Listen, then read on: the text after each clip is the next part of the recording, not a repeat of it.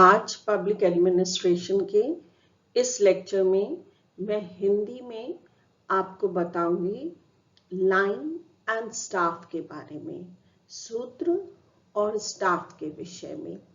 जब हम सूत्र और स्टाफ की बात करते हैं, इसका मतलब कि जो पब्लिक एडमिनिस्ट्रेशन में हम डिपार्टमेंट्स के विषय में पढ़ते हैं या विभागों के विषय में पढ़ते हैं, उनसे संबंधित हम लाइन एंड स्टाफ या सूत्र और स्टाफ की बात कर रहे हैं।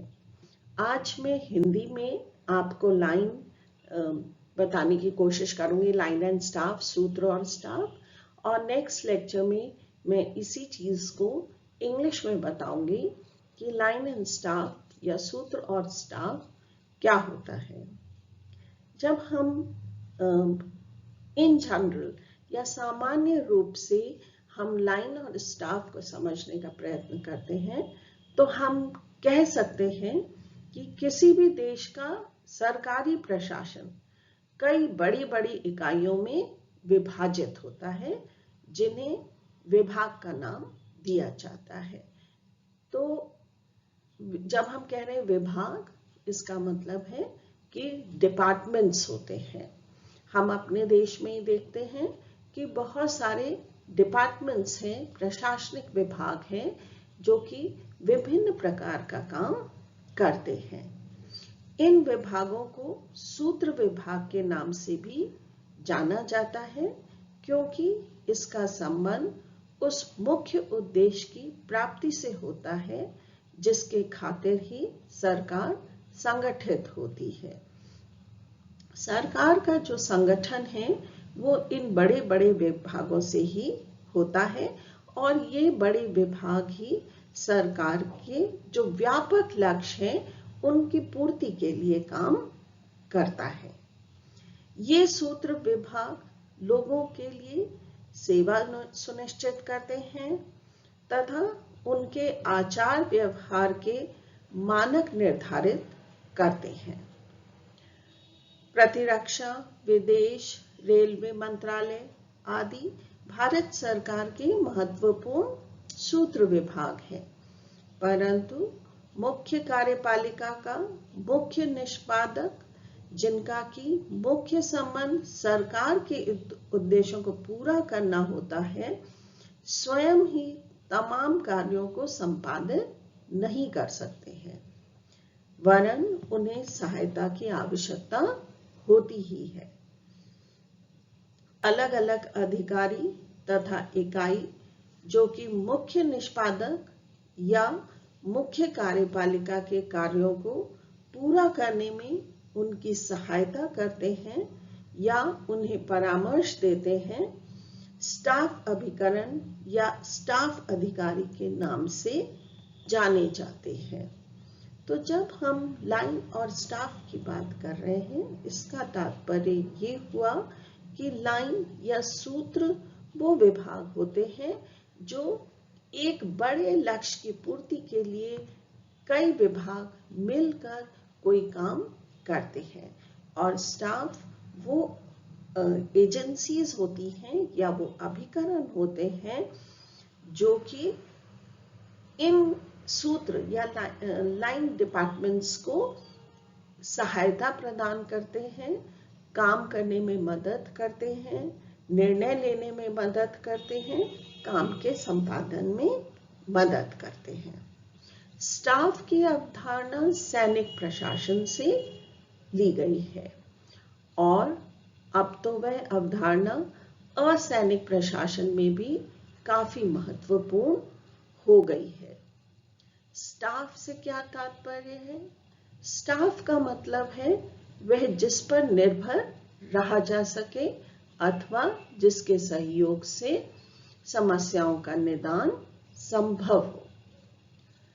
जिस प्रकार एक जो अक्षम व्यक्ति है, यानी कि वो व्यक्ति जो कार्य नहीं कर सकता है, जिस प्रकार अक्षम व्यक्ति के लिए एक लाठी सहारा बनती है, एक सक्षम व्यक्ति भी वह सहायता प्रदान करती है, वैसे ही स्थिति इन विशिष्ट इकाइयों की होती है।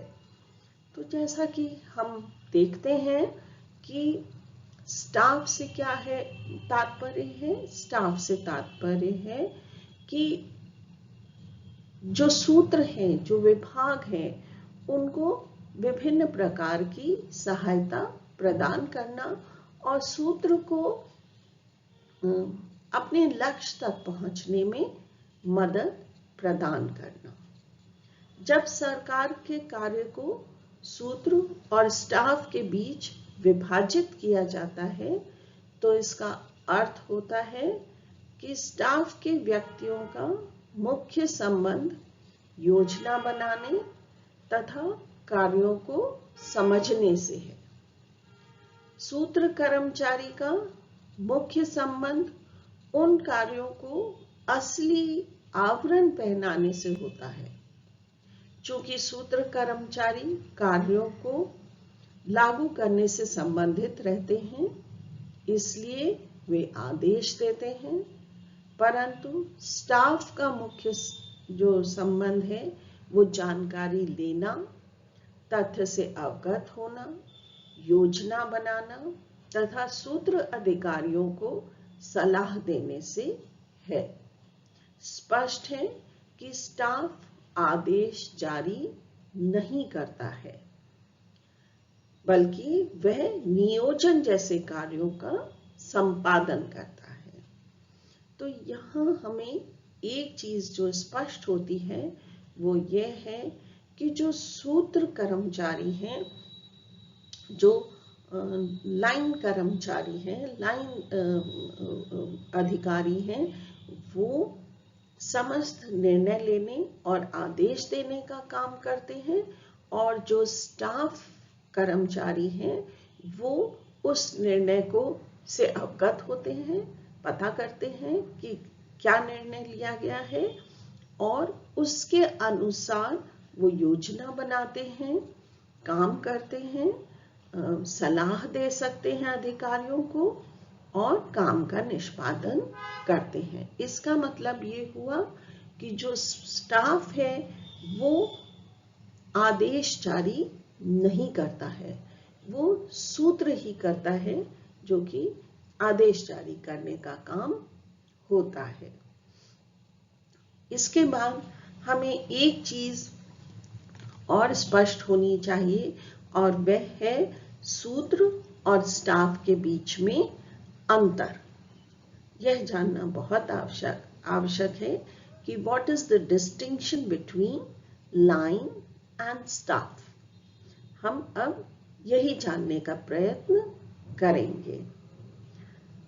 इसमें कोई दो राय नहीं है कि स्टाफ की आवश्यकता तथा उपयोगिता ज्यादा है, लेकिन फिर भी ये दो कार्यों को पूरा नहीं कर सकता है।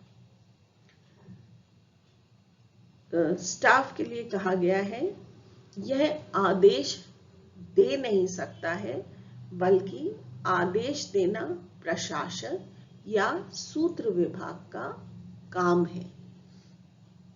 तो यहाँ हमें एक जो डिफरेंस है या एक जो अंतर है वो नजर आ रहा है कि जो स्टाफ है वो आदेश नहीं दे सकता, सूत्र आदेश देगा और जो स्टाफ है वो है उस आदेश से अवगत होगा और उसकी अनुपालना करेगा। दूसरे अंतर में हम और आगे बढ़ते हैं और हम कहते हैं कि स्टाफ नीतियों को स्वयं नहीं बना सकता, वरन उसके निर्माण में केवल सहायता दे सकता है। यह केवल योजना का निर्माण करता है, सलाह देता है, सुझाव देता है और हर प्रकार की सहायता प्रदान करता है ताकि जो सूत्र विभाग हैं वो अपने कार्यों का संपादन कर सकें।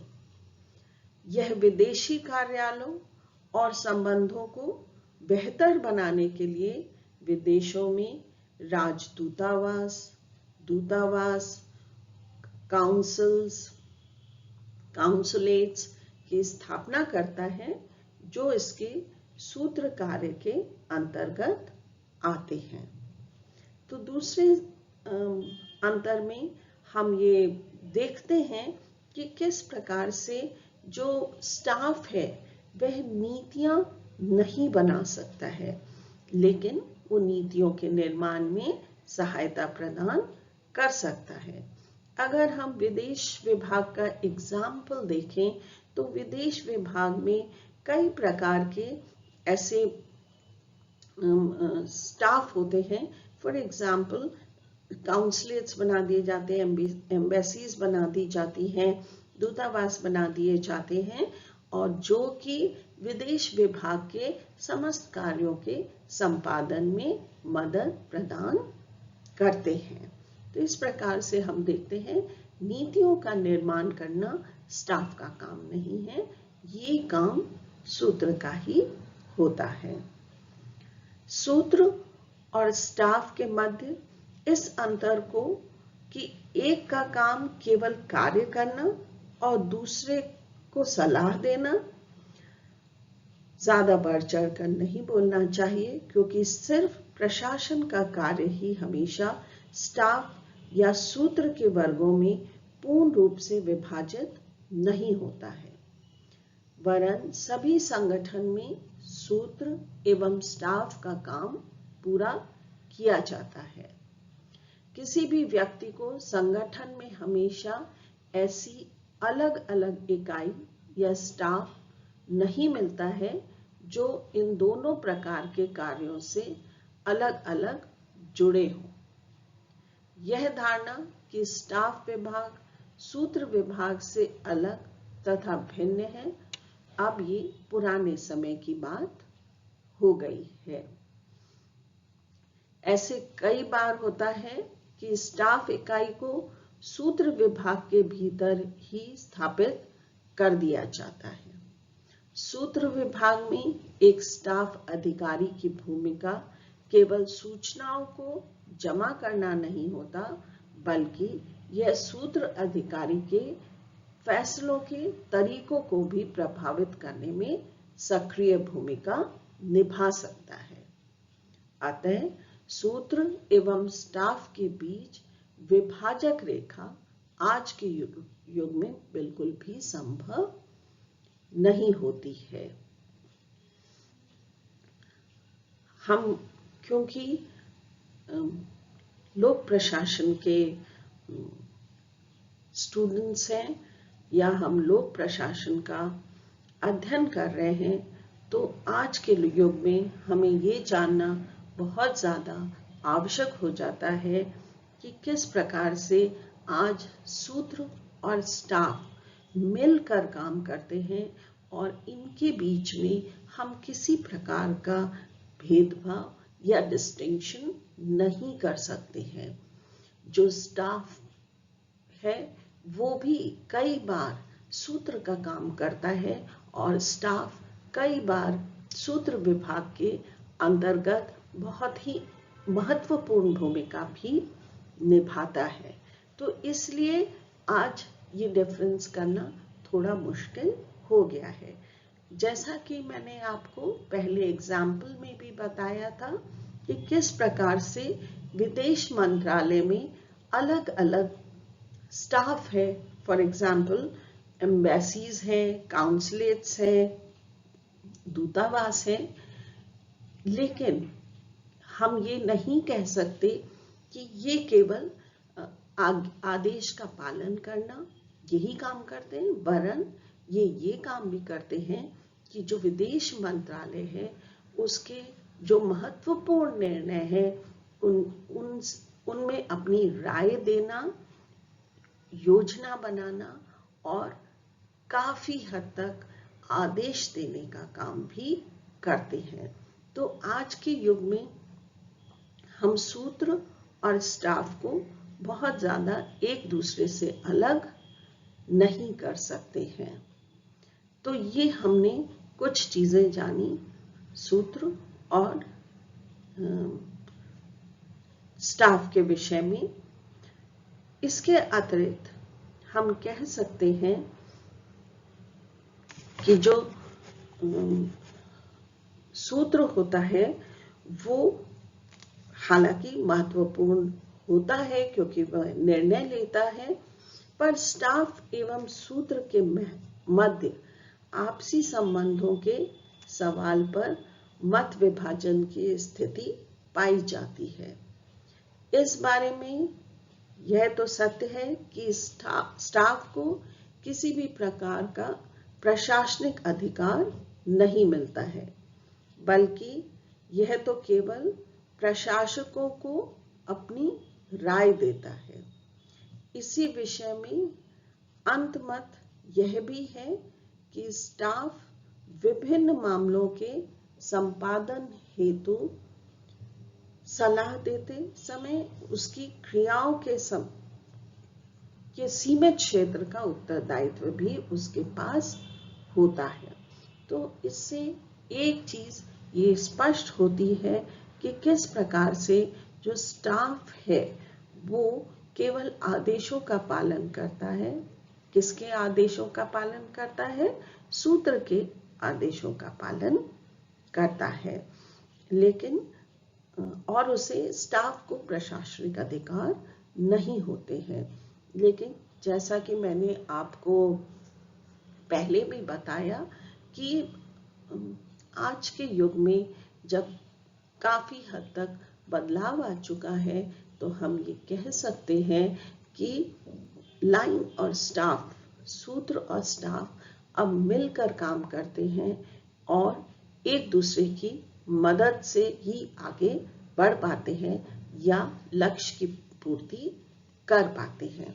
तो लाइन और स्टाफ दोनों ही बहुत ज्यादा महत्वपूर्ण होते हैं। इसका मतलब है जो विभाग है, डिपार्टमेंट है, वो भी बहुत ज्यादा महत्वपूर्ण होता है और उसके अंतर्गत काम करने वाला जो स्टाफ है जो कि आदेशों की पालना करता है और काम को एक ऐसा आवरण या जामा पहनाता है जिससे कि वो काम पूरा हो जाए, तो वो भी बहुत ज्यादा इम्पोर्टेंट होता है, वो भी बहुत ज्यादा महत्वपूर्ण होता है। तो आज के लेक्चर में हमने लाइन और स्टाफ के विषय में कुछ सामान्य जानकारी हासिल की है। नेक्स्ट लेक्चर में मैं इसको और आगे बढ़ाते हुए आपको इन्हीं दोनों के विषय में कुछ महत्वपूर्ण जानकारी प्रदान करूंगी।